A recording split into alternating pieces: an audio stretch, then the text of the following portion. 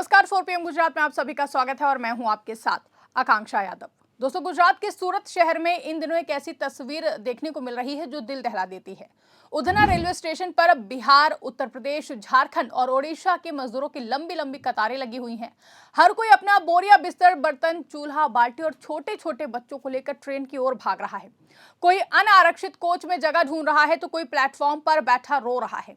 इन मजदूरों का कहना है कि जब तक गैस की समस्या ठीक नहीं होती हम वापस नहीं आएंगे। जानकारी के अनुसार ये मजदूर सूरत के टेक्सटाइल मिलों में काम करते हैं। यहाँ पावर लूम पर कपड़े बुनते हैं, डाइंग और प्रिंटिंग का काम करते हैं। रोज की कमाई 300 से लेकर 500 रुपए तक होती है, लेकिन अब घरेलू रसोई गैस की भारी कमी और ब्लैक मार्केट में 400 से लेकर 500 रुपए प्रति किलो कीमत ने उनकी कमर तोड़ दी है। खाना बनाने के लिए गैस नहीं मिल रही है, होटल का खाना भी महंगा पड़ रहा है, बच्चे भूखे सो रहे हैं, इसलिए नौकरी छोड़कर गाँव लौटने का फैसला कर लिया है।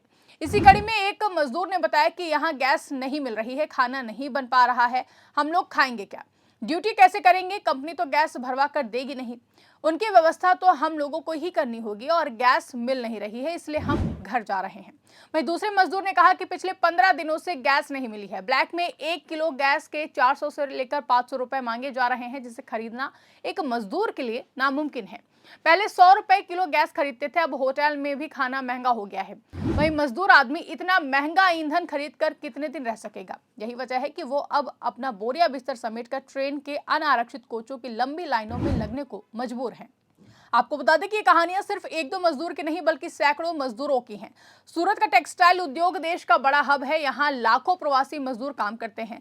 ये लोग छोटे छोटे किराए के कमरों में रहते हैं। ज्यादातर के पास आधिकारिक एलपीजी कनेक्शन नहीं होता है। वो छोटे सिलेंडर भरवाते थे या फिर ब्लैक मार्केट से लेते थे, लेकिन अब गैस एजेंसियां कह रही हैं कि स्टॉक खत्म है और ब्लैक में कीमतें आसमान छू रही हैं। इस संकट की जड़ पश्चिम एशिया के तनाव में है। फरवरी-मार्च 2026 में ईरान और इजराइल अमेरिका के बीच बढ़े संघर्ष ने स्ट्रेट ऑफ होर्मुज को प्रभावित कर दिया। यह रास्ता दुनिया का बड़ा एनर्जी कॉरिडोर है। भारत अपनी जरूरत का करीब 60 से 70% एलपीजी विदेश से आयात करता है। जब यह रूट बाधित हुआ तो सप्लाई चेन टूट गई। भारत ने 2 एलपीजी कैरियर जहाज को सुरक्षित निकाला जो कि 92,000 टन से ज्यादा एलपीजी लेकर आए, लेकिन कुल प्रभाव कम नहीं हुआ है। वहीं सरकार कह रही है कि विदेश में कुल एलपीजी की कोई कमी नहीं है। प्रधानमंत्री नरेंद्र मोदी ने 12 मार्च 2026 को कहा कि घबराहट फैलाने वाले लोग देश को नुकसान पहुंचा रहे हैं। उन्होंने राज्यों से कहा कि ब्लैक मार्केटिंग और होर्डिंग पर सख्त नजर रखें। पेट्रोलियम मंत्रालय ने बताया कि घरेलू उत्पादन 38% बढ़ाया गया है। 12,000 से ज्यादा छापे मारे गए हैं और 15,000 से ज्यादा सिलेंडर जब्त किए गए हैं। ऑनलाइन बुकिंग 94% हो गई है। घरेलू रिफिल का अंतर 21 दिन से बढ़ाकर अब 25 दिन कर दिया गया है ताकि होर्डिंग रुके। लेकिन सूरत की जमीनी हकीकत कुछ और ही बता रही है। यहाँ 55 शहर और 20 ग्रामीण एलपीजी एजेंसियां हैं। प्रशासन ने सभी पर अधिकारी तैनात किए हैं ताकि ब्लैक मार्केटिंग ना हो। फिर भी मजदूरों को छोटे सिलेंडर 500 रुपए से बढ़कर 2500 रुपए में भरवाना पड़ रहा है, या फिर ढीली गैस 400 से लेकर 500 रुपए किलो मिल रही है। मजदूर बताते हैं कि उनके पास गैस रजिस्ट्रेशन बुक नहीं है। पानसेरा के रिफिलिंग सेंटर पर 500 रुपए में भरवाते थे, अब 2500 रुपए मांग रहे हैं। बच्चे छोटे हैं, इसलिए टिकट बुक कर गांव लौट रहे हैं।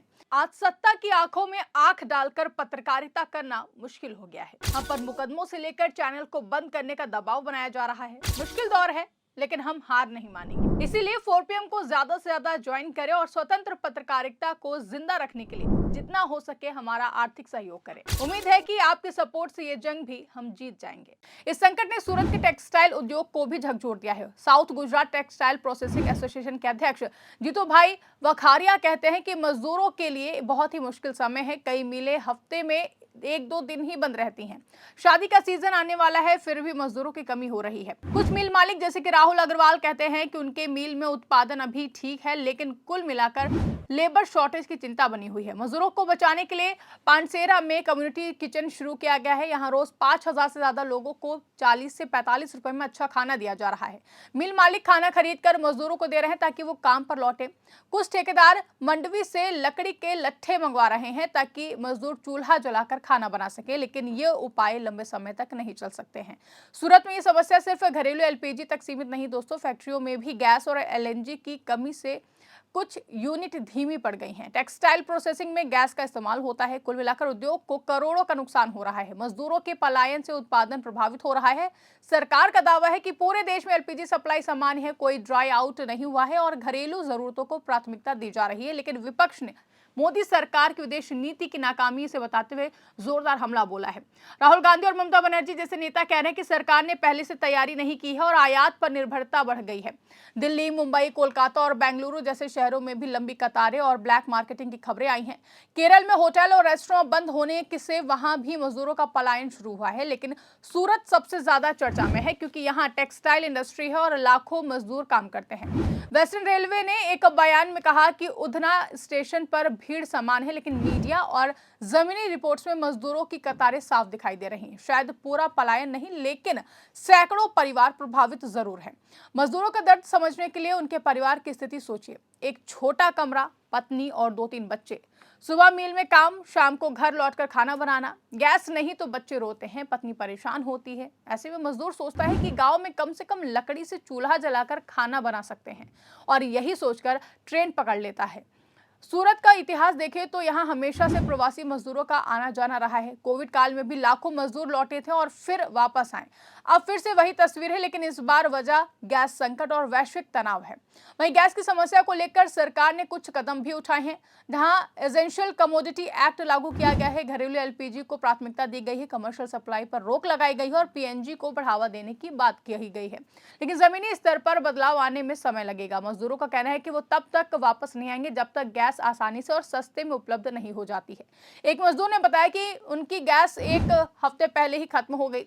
एजेंसी को बताया, लेकिन गैस नहीं मिली है। छोटे सिलेंडर भी नहीं मिल पा रहे हैं। जिसके बाद उन्होंने कहा कि मैं बेटी के साथ गांव जा रही हूं, पति और 2 बच्चे यहां रहेंगे। वहीं संकट ने दिखा दिया है दोस्तों कि भारत की ऊर्जा सुरक्षा कितनी मजबूत है। उज्ज्वला योजना के तहत 33 करोड़ घरों तक एलपीजी पहुंची है, लेकिन आयात पर निर्भरता अभी भी अधिक है। युद्ध जैसी स्थिति में चुनौती बनी रहती है। वहीं अब सवाल यह है कि क्या कोई कमी नहीं वाला दावा जमीनी हकीकत से मेल खाता है। सरकार का कहना है कि होर्डिंग और पैनिक बुकिंग से समस्या बढ़ी है, लेकिन गरीब मजदूरों को राहत देने के लिए और भी ज्यादा तेज कदमों की जरूरत है। सूरत में व्यापारी संघ और मिल मालिक भी मदद कर रहे हैं। कुछ ने सस्ता और मुफ्त खाना भी शुरू कर दिया है। बिहार के संगठन मजदूरों को टिकट और भोजन दे रहे हैं। भविष्य में अगर स्ट्रेट ऑफ होर्मुज सामान्य होता है और आयात बढ़ता है तो स्थिति सुधर सकती है। सरकार का कहना है कि कुछ दिनों में समस्या हल हो जाएगी, लेकिन मजदूरों का विश्वास डगमगा चुका है। वहीं संकट सिर्फ अब सूरत का नहीं है, बल्कि पूरे देश की ऊर्जा नीति की परीक्षा है। 300 रुपए कमाने वाले के लिए 400 रुपए किलो गैस का मतलब है भूख और बेरोजगारी। उधना स्टेशन पर आज भी कतारें हैं, ट्रेनें भर रही हैं। उम्मीद है कि हालात जल्द ही सामान्य होंगे, मजदूर लौटेंगे, मिलें फिर से चलेंगे और शहर फिर से जीवंत होगा। लेकिन फिलहाल दर्द साफ तौर पर दिखाई दे रहा है।